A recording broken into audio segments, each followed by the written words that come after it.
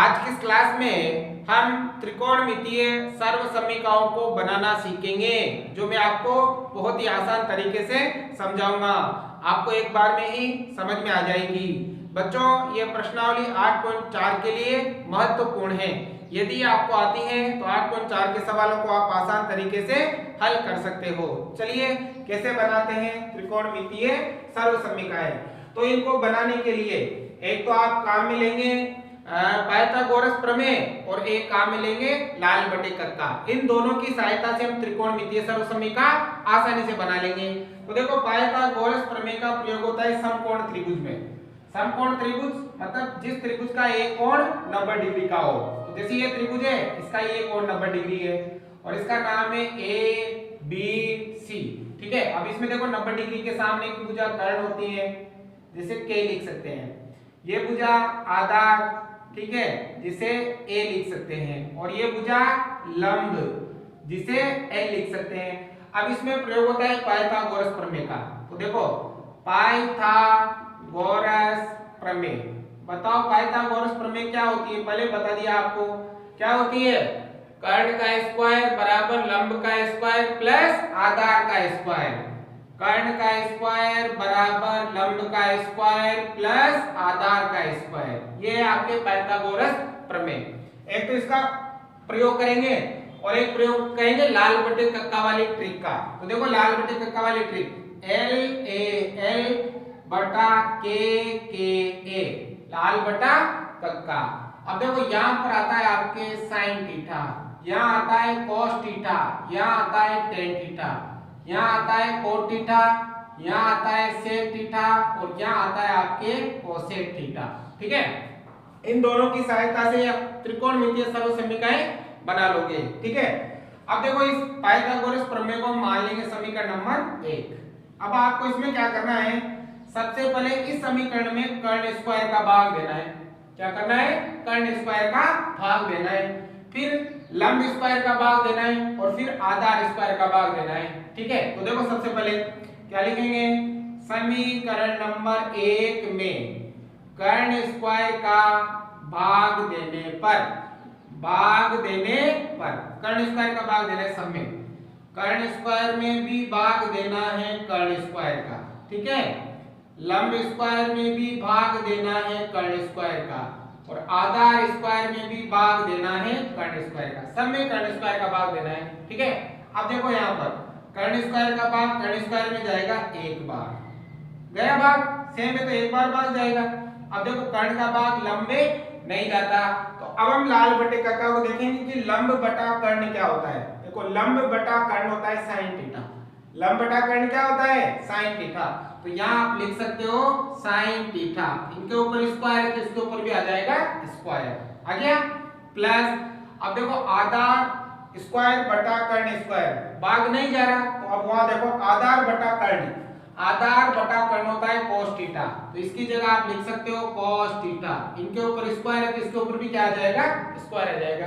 तो देखो, पहली सर्वसमीकरण आपके बन गई है, बन गई ना, मतलब sin square theta plus cos square theta का मान कितना होता है? 1 होता है।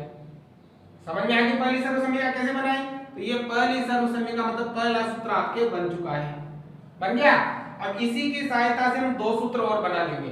कैसे? क्या करोगे, इस cos का आप इधर पक्षांतरण कर दोगे, तो यहाँ ये प्लस का है तो इधर किसका आ जाएगा? माइनस का, मतलब हो जाएगा आपके 1 माइनस cos स्क्वायर थीटा बराबर sin स्क्वायर थीटा। एक सूत्र आपके ये बन गया। यदि आपको sin स्क्वायर थीटा का मान ज्ञात करना है तो कैसे ज्ञात करोगे? 1 माइनस cos स्क्वायर थीटा। ठीक है, अब जैसे आपने cos का इधर पक्षांतरण किया, आप sin का भी पक्षांतरण कर लो, तो क्या हो जाएगा? 1 देखो, यहाँ प्लस का इधर किसका हो जाएगा? माइनस का, और बराबर क्या बचेगा? cos square theta. एक सूत्र ये बन गया आपके। अगर आपको cos स्क्वायर थीटा का मान ज्ञात करना है तो कैसे ज्ञात करोगे? 1 माइनस sin स्क्वायर थीटा। ठीक है, तो ये तीन सूत्र आपके, तीन सर्वसमीकरण यहाँ पर बन गई है, किससे? कर्ण स्क्वायर का भाग देने से। ठीक है, अब क्या करोगे? सब में लंब स्क्वायर का भाग दोगे। समझ में आ गई ये बात? अब देखो क्या लिखेंगे, समीकरण नंबर 1 में लंब स्क्वायर का भाग देने पर, लंब स्क्वायर का भाग देने सब में, तो देखो कर्ण स्क्वायर समीकरण नंबर 1 यही है, कर्ण स्क्वायर में भाग देंगे लंब स्क्वायर का बराबर लंब स्क्वायर में भी भाग देंगे लंब स्क्वायर का प्लस आधार स्क्वायर में भी भाग देंगे लंब स्क्वायर का। जैसे यहाँ हमने कर्ण स्क्वायर का भाग दिया था ना, अब लंब स्क्वायर का भाग दे रहे हैं सब में, ठीक है। अब देखो लंब का भाग कर्ण में नहीं जाता, तो वहां देखो कर्ण बटा लंब, कर्ण बटा लंब, कर्ण बटा लंब क्या होता है कोसेक थीटा। तो यहाँ क्या लिख सकते हैं, यहाँ लिख सकते हैं कोसेक थीटा, इसके ऊपर स्क्वायर तो इसके ऊपर भी क्या आ जाएगा स्क्वायर बराबर। अब देखो लंब स्क्वायर का भाग लंब स्क्वायर में चला जाएगा एक बार प्लस आधार, लंब का भाग आधार में नहीं दे सकते तो आधार बटा लंब। अब देखो आधार बटा लंब क्या होता है कोट थीटा, तो यहाँ आ जाएगा कोट स्क्वायर थीटा। तो एक सर्वसम्मिका आपकी ये बन गई, कोसेक स्क्वायर थीटा बराबर होता है 1 प्लस कोट स्क्वायर थीटा। अब इसी सर्वसम्मिका की सहायता से आप दो सर्वसम्मिका और बनाओगे, जैसा यहाँ हमने बनाया था। क्या करेंगे, इस एक का इधर पक्षांतरण कर लेंगे, तो एक का इधर पक्षांतरण कर लो, क्या हो जाएगा कोसेक स्क्वायर थीटा, यहाँ प्लस का है तो माइनस का बराबर क्या बचेगा कोट स्क्वायर थीटा। तो देखो एक सर्वसम्मिका आपके ये बन गई। एक और बना सकते हो, कैसे, जैसे एक का इधर पक्षांतरण किया वैसे कोट का इधर पक्षांतरण कर लो, तो क्या हो जाएगा कोसेक स्क्वायर थीटा, ये कोट यहाँ प्लस का इधर आ गए माइनस का हो जाएगा कोट स्क्वायर थीटा बराबर में 1। आगे समझ में, तो 3 और 3 कितने हो गए आपके 6। अब आप 3 खुद भी बना सकते हो, बना सकते हो क्या, कैसे, अब सब में किसका भाग देना है आधार स्क्वायर का भाग देना है। तो देखो जैसे यहाँ sin square theta plus cos square theta का मान 1 होता है, यहाँ cosec square theta minus cot square theta का मान कितना होता है 1 होता है। ये सभी सूत्र आपके काम आएंगे, ठीक है ना। अब क्या करेंगे, अब समीकरण नंबर 1 में क्या करेंगे आधार स्क्वायर का भाग देने पर, आधार का भाग देना है सब में, ये समीकरण नंबर 1। समीकरण नंबर 1 मतलब पाइथागोरस प्रमेय, कर्ण स्क्वायर में भाग देंगे आधार स्क्वायर का बराबर, अब लंब स्क्वायर में भी भाग देंगे आधार स्क्वायर का और आधार स्क्वायर में भी भाग देंगे आधार स्क्वायर का, ठीक है। अब देखो यहाँ भाग नहीं जाता तो कर्ण बटा आधार, देखो क्या होता है कर्ण बटा आधार, कर्ण बटा आधार होता है सेक थीटा, यहाँ क्या आ जाएगा, यहाँ आ जाएगा सेक स्क्वायर थीटा बराबर। अब देखो यहाँ भी भाग नहीं जाता तो लंब बटा आधार, लंब बटा आधार होता है टेन थीटा, तो यहाँ आ जाएगा आपके टेन स्क्वायर थीटा और प्लस आधार स्क्वायर का भाग आधार स्क्वायर में जाएगा एक बार। तो देखो एक सर्वसम्मिका आपके ये बन गई, कितना आसान है इसको बनाना, ठीक है ना। तो बन गई ना। अब इसकी सहायता से आप दो सर्वसम्मिका और बनाओगे, कैसे, टेन का इधर पक्षांतरण करोगे एक का इधर पक्षांतरण करोगे, तो पहले टेन का इधर कर लो, तो क्या बनेगी सेक स्क्वायर थीटा प्लस का है तो माइनस का टेन स्क्वायर थीटा बराबर 1, ये बन गया आपके, ठीक है।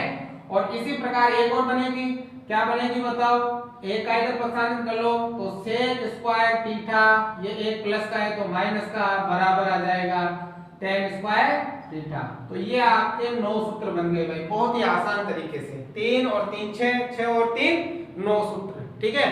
इनको यदि आपने अच्छी तरह से समझ लिया तो 8.4 प्रश्नावली भी आपके लिए आसान हो जाएगी, ठीक है। एक तो ये सर्वसम्मिका आपको अच्छी तरह से समझनी है, आसानी समझ में आ गई होगी। तो देखो इसमें तो होता है sin square theta plus cos square theta बराबर 1, इसमें होता है cosec square theta minus cot square theta बराबर 1 और इसमें होता है sec square theta minus tan square theta बराबर 1 होता है, ठीक है। अब इनके अलावा कुछ और सूत्र हैं जो आपके इसमें काम आएंगे प्रश्नावली में, ठीक है। एक तो देखो जो साइड बनाई थी तो बताया था मैंने टेन थीटा का, टेन थीटा बराबर होता है साइन थीटा बटा कॉस थीटा। टेन थीटा बराबर क्या होता है साइन थीटा बटा कॉस थीटा, मतलब कॉस का भाग साइन में देते हैं तो टेन आ जाता है। और इसी तरह कोट का भी निकाल सकते हैं, कोट टेन का उल्टा होता है, कोट क्या होता है टेन का उल्टा, तो इनको उल्टा कर दो तो इसका हो जाएगा cos थीटा बटा sin थीटा, ठीक है ना। टेन थीटा बराबर होता है साइन बटा कोस और कोट बराबर होता है कोस बटा साइन। इसके अलावा जो आपका साइन थीटा है, साइन थीटा का उल्टा होता है 1 बटा कोसेक थीटा। साइन थीटा का उल्टा क्या होता है? 1 बटा कोसेक, और कोसेक जो थीटा है उसका उल्टा क्या हो जाएगा? 1 बटा साइन थीटा। ठीक है ना। अब इसी प्रकार जो cos थीटा है उसका उल्टा होता है 1 बटा सेक थीटा। cos का उल्टा क्या होता है? 1 बटा सेक, और सेक का उल्टा क्या हो जाएगा? सेक का उल्टा हो जाएगा 1 बटा cos थीटा। ठीक है। अब देखो टेन थीटा का उल्टा होता है 1 बटा कोट थीटा, और कोट थीटा का उल्टा होता है 1 बटा टेन थीटा। इन सूत्रों को भी आपको ध्यान रखना है इस प्रश्नावली के लिए। साइन का उल्टा कोसेक, कोसेक का उल्टा साइन, कोस का उल्टा सेक का उल्टा कोस, टेन का उल्टा कोट, और कोट का उल्टा क्या होता है? टेन होता है। और एक टेन थीटा बराबर होता है साइन थीटा बटा कोस थीटा, और कोट थीटा बराबर होता है कोस थीटा बटा साइन थीटा। समझ में आ गए? ये सर्वसमय का है, और ये सूत्र अगर आपने अच्छी तरह से याद कर लिए तो 8.4 प्रश्नावली को आप चुटकियों में हल कर सकते हो। ठीक है। इनके अलावा आपको बीजगणित के कुछ फॉर्मूले भी ध्यान रखने हैं। बीजगणित के फॉर्मूले जो आपको पहले से याद होंगे, एक तो a² माइनस b²। अगर ऐसा है तो इसको आप लिख सकते हो एक बार तो प्लस में और एक बार माइनस में, a plus B a minus B. ठीक है। एक फॉर्मूला है a प्लस बी का whole square, a plus B का होल स्क्वायर। तो इसको खोलोगे तो कैसे होता है बताओ? a² plus 2ab plus b²। ठीक है। एक फॉर्मूला है a माइनस बी का होल स्क्वायर, तो इसको खोलोगे ना तो a² minus 2ab plus b²। ठीक है। देखो यहाँ प्लस है तो यहाँ प्लस आएगा, यहाँ माइनस है तो यहाँ माइनस आएगा, बाकी सूत्र सेम है। एक सूत्र याद रखना है a³ माइनस b³। ठीक है। तो इसको खोलोगे ना तो ये खुलेगा आपके a माइनस b। ठीक है। कोष्टक a² plus ab plus b²। ठीक है। ये ऐसे खुलेगा आपके a³ माइनस b³।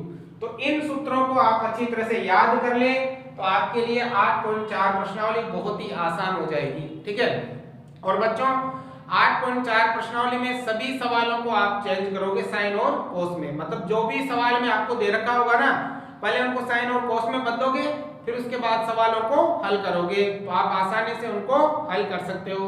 उम्मीद करता हूं आपको ये सर्वसम्मिका बनाना अच्छी तरह से आ गया होगा। अगर आ गया हो तो लाइक शेयर सब्सक्राइब जरूर से जरूर